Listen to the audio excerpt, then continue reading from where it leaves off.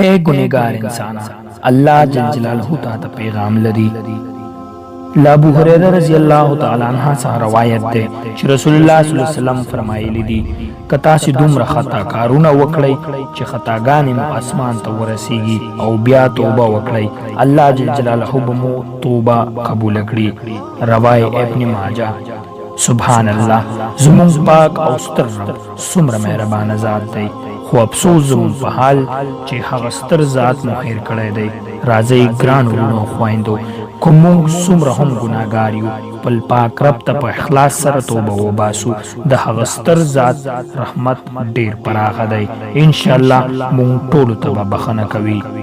یوه غوښتنه مو در سره لرم ګرانو خویندو وروڼو، که چېرته ستاسې دغه خبرې خوښیږي نو دغه میسج در سره د ثواب په نیت نورو ملګرو سره شریک کړئ.